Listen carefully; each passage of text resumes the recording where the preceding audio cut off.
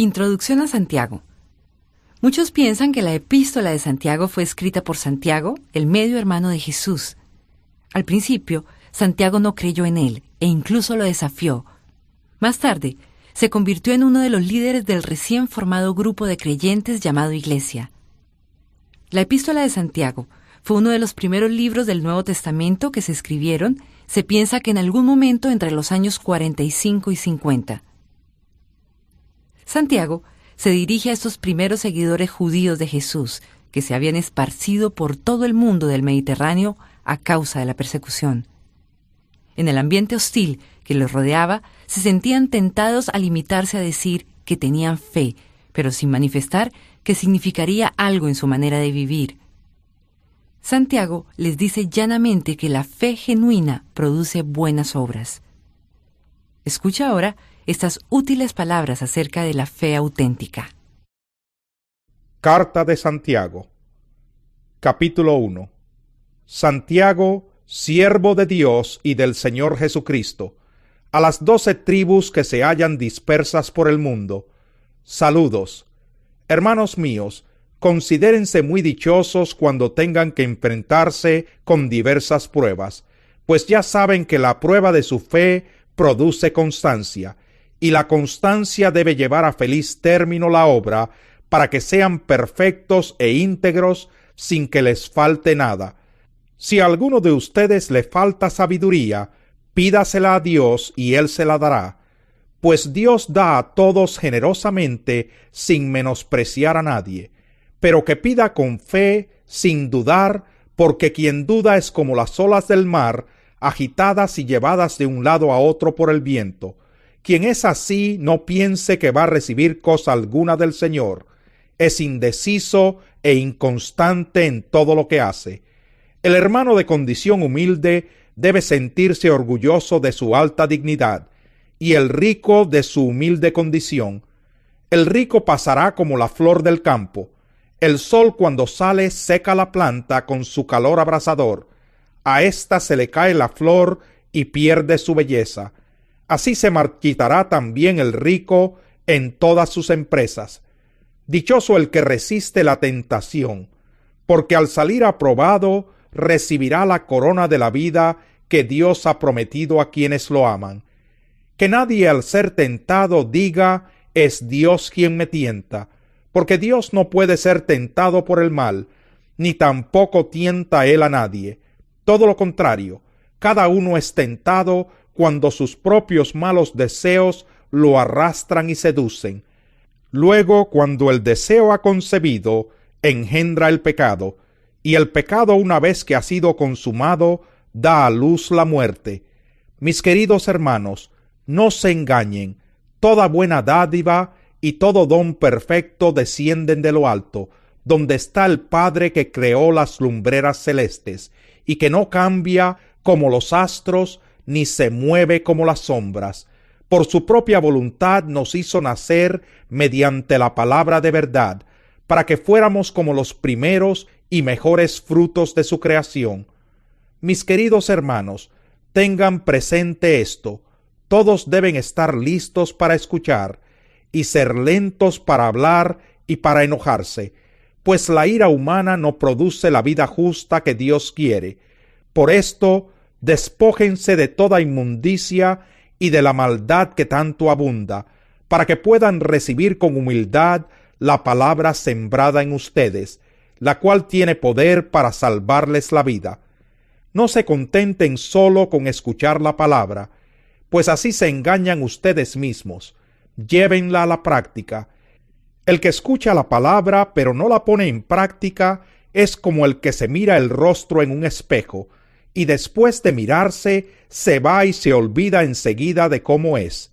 Pero quien se fija atentamente en la ley perfecta que da libertad y persevera en ella, no olvidando lo que ha oído, sino haciéndolo, recibirá bendición al practicarla.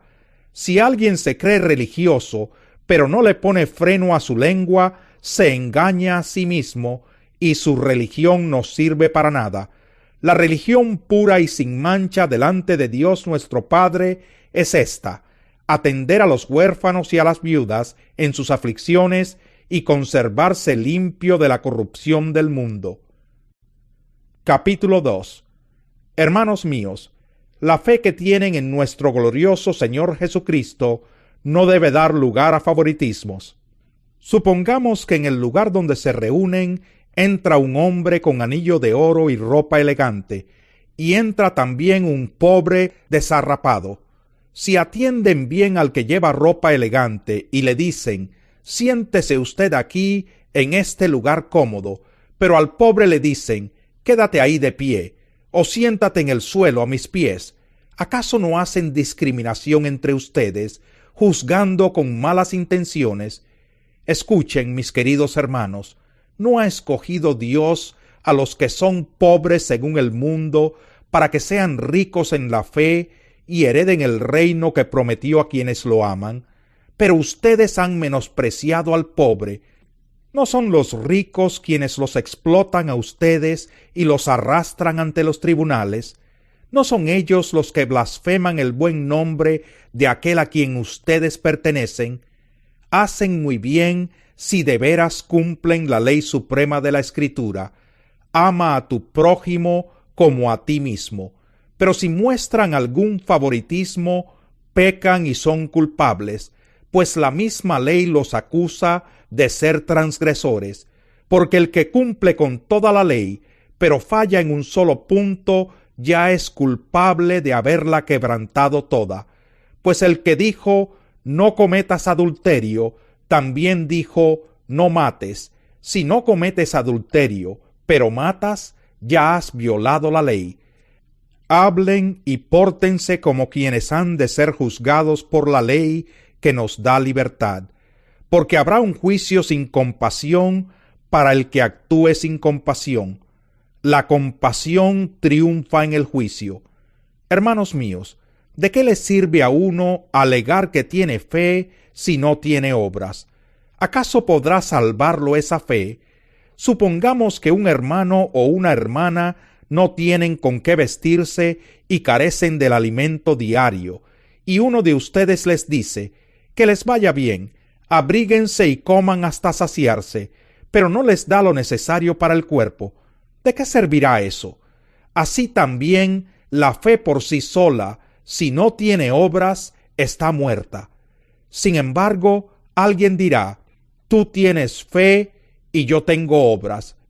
Pues bien, muéstrame tu fe sin las obras, y yo te mostraré la fe por mis obras. ¿Tú crees que hay un solo Dios? Magnífico. También los demonios lo creen y tiemblan. ¡Qué tonto eres!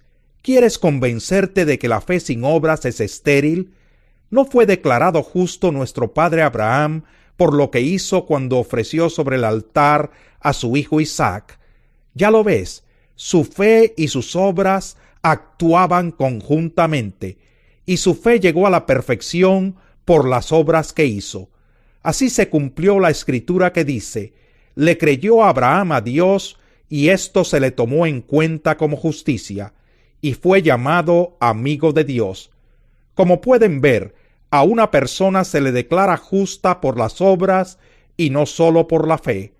De igual manera, no fue declarada justa por las obras aún la prostituta Rahab, cuando hospedó a los espías y les ayudó a huir por otro camino, pues como el cuerpo sin el espíritu está muerto, así también la fe sin obras está muerta. Capítulo 3. Hermanos míos, no pretendan muchos de ustedes ser maestros, pues como saben, seremos juzgados con más severidad. Todos fallamos mucho. Si alguien nunca falla en lo que dice, es una persona perfecta, capaz también de controlar todo su cuerpo. Cuando ponemos freno en la boca de los caballos para que nos obedezcan, podemos controlar todo el animal. Fíjense también en los barcos. A pesar de ser tan grandes y de ser impulsados por fuertes vientos, se gobiernan por un pequeño timón a voluntad del piloto. Así también la lengua es un miembro muy pequeño del cuerpo, pero hace alarde de grandes hazañas, Imagínense qué gran bosque se incendia con tan pequeña chispa. También la lengua es un fuego, un mundo de maldad. Siendo uno de nuestros órganos, contamina todo el cuerpo, y encendida por el infierno, prende a su vez fuego a todo el curso de la vida. El ser humano sabe domar, y en efecto ha domado toda clase de fieras, de aves, de reptiles y de bestias marinas, pero nadie puede domar la lengua. Es un mal irrefrenable, lleno de veneno mortal. Con la lengua bendecimos a nuestro Señor y Padre, y con ella maldecimos a las personas creadas a imagen de Dios. De una misma boca salen bendición y maldición. Hermanos míos, esto no debe ser así. ¿Puede acaso brotar de una misma fuente agua dulce y agua salada? Hermanos míos, ¿acaso puede dar aceitunas una higuera o higos una vid? Pues tampoco una fuente de agua salada puede dar agua dulce. ¿Quién es sabio y entendido entre ustedes? Que lo demuestre con su buena conducta, mediante obras hechas con la humildad que le da su sabiduría. Pero si ustedes tienen envidias amargas y rivalidades en el corazón, dejen de presumir y de faltar a la verdad. Esa no es la sabiduría que desciende del cielo, sino que es terrenal, puramente humana y diabólica. Porque donde hay envidias y rivalidades, también hay confusión y toda clase de acciones malvadas. En cambio, la sabiduría que desciende del cielo es ante todo pura y además pacífica, bondadosa, dócil, llena de compasión y de buenos frutos, imparcial y sincera. En fin, el fruto de la justicia se siembra en paz para los que hacen la paz. Este es el final del disco. Favor de proseguir al próximo disco para continuación del programa. Capítulo 4. ¿De dónde surgen las guerras y los conflictos entre ustedes? ¿No es precisamente de las pasiones que luchan dentro de ustedes mismos? Desean algo y no lo consiguen. Matan y sienten envidia, y no pueden obtener lo que quieren. Riñen y se hacen la guerra. No tienen porque no piden, y cuando piden, no reciben porque piden con malas intenciones, para satisfacer sus propias pasiones. Oh gente adúltera, ¿no saben que la amistad con el mundo es enemistad con Dios? Si alguien quiere ser amigo del mundo, se vuelve enemigo de Dios. ¿O creen que la Escritura dice en vano que Dios ama celosamente al Espíritu que hizo morar en nosotros? Pero Él nos da mayor ayuda con su gracia. Por eso dice la Escritura: Dios se opone a los orgullosos, pero da gracia a los humildes. Así que sométanse a Dios, resistan al diablo y él huirá de ustedes. Acérquense a Dios y él se acercará a ustedes. Pecadores, límpiense las manos. Ustedes los inconstantes, purifiquen su corazón. Reconozcan sus miserias, lloren y lamentense. Que su risa se convierta en llanto y su alegría en tristeza. Humíllense delante del Señor y Él los exaltará. Hermanos, no hablen mal unos de otros. Si alguien habla mal de su hermano o lo juzga, habla mal de la ley y la juzga. Y si juzgas la ley, ya no eres cumplidor de la ley, sino su juez. No hay más que un solo legislador y juez, aquel que puede salvar y destruir. Tú, en cambio, ¿quién eres para juzgar a tu prójimo? Ahora escuchen esto. Ustedes que dicen: hoy o mañana iremos a tal o cual ciudad, pasaremos allí un año, haremos negocios y ganaremos dinero. Y eso que ni siquiera saben qué sucederá mañana. ¿Qué es su vida? Ustedes son como la niebla que aparece por un momento y luego se desvanece. Más bien, debieran decir: si el Señor quiere, viviremos y haremos esto o aquello. Pero ahora se jactan en sus fanfarronerías. toda esta jactancia es mala. Así que comete pecado todo el que sabe hacer el bien y no lo hace. Capítulo 5. Ahora escuchen ustedes los ricos, lloren a gritos por las calamidades que se les vienen encima. Se ha podrido su riqueza y sus ropas están comidas por la polilla. Se han oxidado su oro y su plata. Ese óxido dará testimonio contra ustedes y consumirá como fuego sus cuerpos. Han amontonado riquezas, y eso que estamos en los últimos tiempos.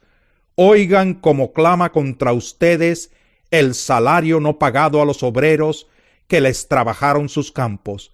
El clamor de esos trabajadores ha llegado a oídos del Señor Todopoderoso. Ustedes han llevado en este mundo una vida de lujo y de placer desenfrenado.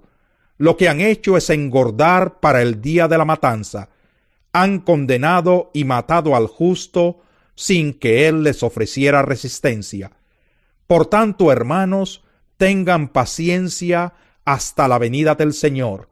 Miren cómo espera el agricultor a que la tierra dé su precioso fruto y con qué paciencia aguarda las temporadas de lluvia. Así también ustedes, manténganse firmes y aguarden con paciencia la venida del Señor que ya se acerca. No se quejen unos de otros, hermanos, para que no sean juzgados. El juez ya está a la puerta. Hermanos, tomen como ejemplo de sufrimiento y de paciencia a los profetas que hablaron en el nombre del Señor.